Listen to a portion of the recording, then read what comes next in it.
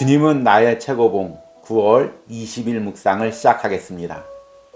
오늘의 제목은 하나님을 닮아가는 삶입니다. 오늘의 말씀을 읽겠습니다. 마태복음 5장 48절입니다.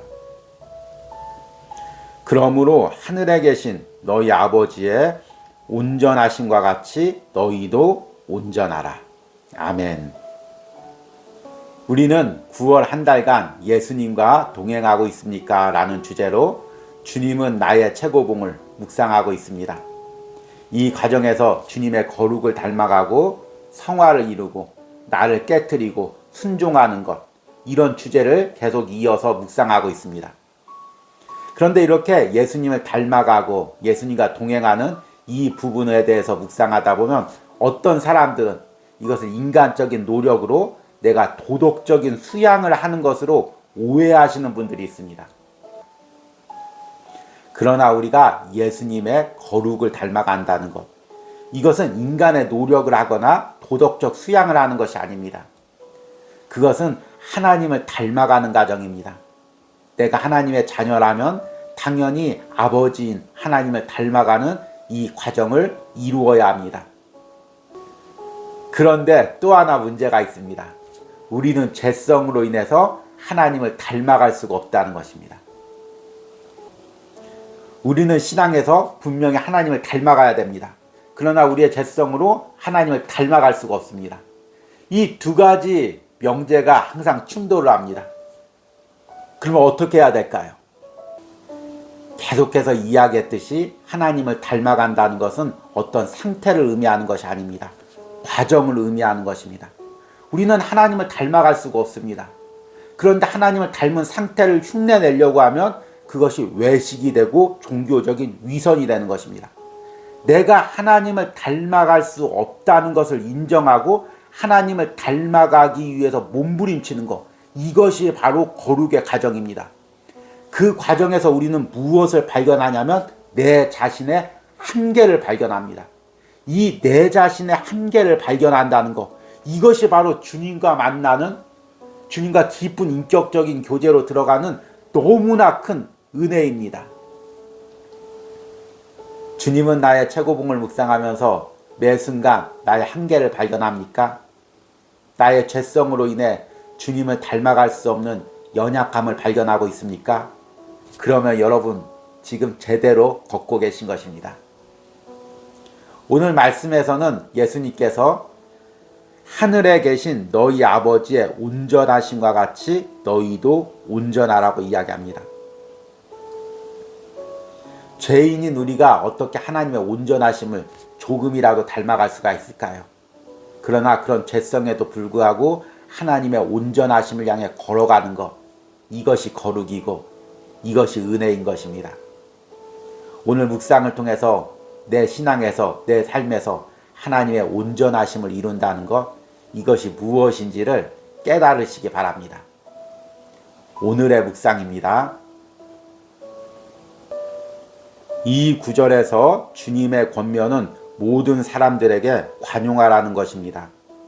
영적 생활에서 자연스러운 애착에 따라 행하는 것을 주의하십시오. 모든 사람들은 각각 자연스러운 애착이 있습니다. 어떤 사람은 좋고 어떤 사람은 싫습니다. 그러나 우리는 이러한 좋고 싫음으로 그리스도인의 삶을 좌우하게 해서는 안 됩니다.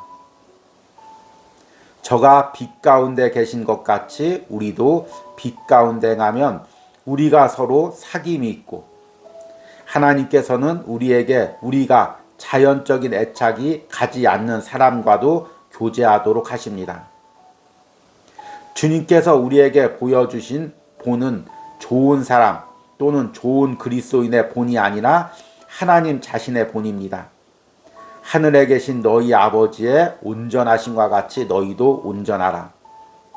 하나님께서 당신에게 보여주신 것을 다른 사람에게 보여주십시오. 하나님께서는 우리의 현재 삶에서 하늘 아버지께서 온전하신 같이 우리도 온전함을 증거할 수 있는 많은 기회들을 주실 것입니다. 제자가 된다는 것은 나의 마음을 다해 다른 사람을 향한 하나님의 관심에 나를 일치시키는 것입니다. 서로 사랑하라. 내가 너희를 사랑한 것 같이 너희도 서로 사랑하라. 그리스도인의 성품이 나타나는 것은 선을 행할 때가 아니라 하나님을 닮을 때입니다. 하나님의 영이 당신을 내적으로 변화시키면 당신은 당신의 삶에서 인간적으로 훌륭한 특성들이 아니라 하나님의 성품을 드러내게 됩니다. 우리 안에 하나님의 생명은 하나님의 생명 자체를 나타내려고 할 뿐 경건해지려고 애쓰는 인간의 생명을 나타내지 않습니다. 그리스도인의 삶의 비결은 그 사람 안에 있는 초자연적인 것이 하나님의 은혜에 의해 자연스럽게 되는 것입니다. 이러한 경험은 하나님과 교통하는 시간이 아니라 실질적이고 구체적인 삶 가운데 체험된다는 것입니다. 우리는 혼란스러운 상황을 접하게 되면서도 그 소용돌이 가운데 평정을 취할 수 있는 엄청난 능력이 우리에게 있다는 사실을 발견하면서 놀라게 됩니다. 아멘. 앞에서 우리의 거룩은 하나님의 온전하심을 닮아가는 과정이라고 말씀드렸습니다. 그런데 우리는 죄성으로 인해서 하나님의 온전하심을 닮아갈 수가 없습니다. 매 순간 나의 한계에 부딪히게 됩니다. 그 한계를 오늘 주님은 나의 최고목 묵상에서는 자연적인 애착이라는 단어로 3번을 반복하고 있습니다. 이 구절에서 주님의 권면은 모든 사람들에게 관용하라는 것입니다. 영적 생활에서 자연스러운 애착에 따라 행하는 것을 주의하십시오. 모든 사람들은 각각 자연스러운 애착이 있습니다. 어떤 사람은 좋고 어떤 사람은 싫습니다. 그러나 우리는 이러한 좋고 싫음으로 그리스도인의 삶을 좌우하게 해서는 안 됩니다. 저가 빛 가운데 계신 것 같이 우리도 빛 가운데 행하면 우리가 서로 사귐이 있고 하나님께서는 우리에게 우리가 자연적인 애착이 가지 않는 사람과도 교제하도록 하십니다. 자연스러운 애착이란 무엇일까요? 내가 타고난 성향입니다. 그래서 내 성향상 어떤 사람은 특별히 좋고 또 어떤 사람은 싫은 경우도 있습니다. 또 어떤 것은 특별히 좋고 어떤 것은 특별히 싫은 것도 있습니다. 이것이 주의 일을 할 때 우리에게 그대로 드러납니다. 교회 안에서도 내가 좋아하는 사람, 애착이 가는 사람, 정이 가는 사람은 어울리고 싶고 왠지 싫은 사람, 왠지 거부감을 느끼는 사람, 그런 사람과는 멀리하고 싶습니다. 그래서 교회 안에서도 자연스럽게 무리들이 형성됩니다. 또 그리스도인들이 주의 일을 할 때도 내가 좋은 게 있습니다. 또 반대로 왠지 내가 싫은 게 있습니다. 그러면 좋은 일만 하게 되는 것입니다. 이것이 하나님의 온전하심을 방해하는 우리의 자연적인 애착입니다. 세상에서는 이런 자연적인 애착에 따라 사는 삶을 자연스러운 삶, 그리고 자유스러운 삶이라고 추구합니다. 그런데 우리는 매 순간 하나님 앞에서 이런 자연적인 애착을 깨트려야 됩니다. 이게 잘 될까요? 너무 어렵습니다. 왜냐하면 자연적인 애착이란 내가 타고난 성향이기 때문입니다. 이렇게 말하는 저도 자연적인 애착을 깨트리기가 매우 어렵습니다. 우리 한계가 바로 그거죠. 그런데 하나님의 온전하심을 닮아간다는 건 하나님의 온전하심을 닮아가면서 매 순간 드러나는 나의 자연적인 애착, 그것을 깨트리는 것입니다. 이렇게 이야기하면 굳이 내가 왜 이것을 깨트려야 되죠? 왜 내가 싫어하는 사람과 억지로 교제를 해야 하죠? 내가 싫어하는 것을 왜 억지로 해야 합니까? 이렇게 이야기하시는 분들이 있을 것입니다. 그러나 이것은 우리가 선택할 문제가 아닙니다. 앞에서 이야기했듯이 우리는 하나님의 온전하심을 닮아가는 것, 이것이 거룩이고 예수님과 동행하는 것입니다. 그 과정에서 나의 한계 상황, 나의 자연적 애착을 깨트리며 나가는 것입니다. 그래서 우리의 거룩은 하나님을 닮아가는 것입니다. 이를 통해서 우리가 그리스도인임이 드러나고 또 주님과 동행하게 되는 것입니다. 저자가 이렇게 이야기합니다. 주님께서 우리에게 보여주신 본은 좋은 사람 또는 좋은 그리스도인의 본이 아니라 하나님 자신의 본입니다. 하늘에 계신 너희 아버지의 온전하심과 같이 너희도 온전하라. 하나님께서 당신에게 보여주신 것을 다른 사람에게 보여주십시오. 하나님께서는 우리의 현재 삶에서 하늘 아버지께서 온전하심과 같이 우리도 온전함을 증거할 수 있는 많은 기회들을 주실 것입니다. 앞에서 얘기했지만 이것이 참 어렵습니다. 어느 정도 한계 상황에 부딪히면 도저히 앞으로 나갈 수 없는 내 자신을 경험하게 될 것입니다. 그런데 그때 바로 하나님의 은혜가 필요한 것입니다.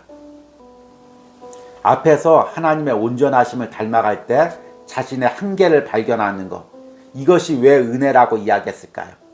하나님의 온전하심을 닮아가지 않는 사람은 자신의 한계를 발견하지도 못합니다. 그냥 자연스럽게 자신의 애착에 따라 자기가 좋아하는 사람만 어울리고 좋아하는 것만 행합니다.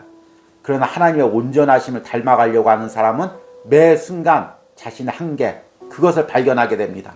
이 자연적 애착에서 벗어날 수 없는 자신의 한계를 발견하고 주님 앞에 기도하게 됩니다. 주님, 내가 이 싫어하는 것을 감당하려고 하는데 도저히 감당할 수가 없습니다. 내가 저 사람과 화해하려고 하는데 도저히 지금 이 상황에선 할 수 없습니다. 내 성향이 그렇습니다. 내 성격이 그렇습니다. 그렇게 기도하고 고백하게 되는 것입니다. 그럴 때 하나님의 은혜가 있습니다. 내 내면에서 나의 성향을 깨트리고 자연적인 애착을 변화시켜가는 하나님의 능력을 맛보게 됩니다. 이것이 바로 내 노력으로 변화되는 것이 아니라 하나님의 은혜로 하나님의 온전하심을 닮아가는 과정입니다.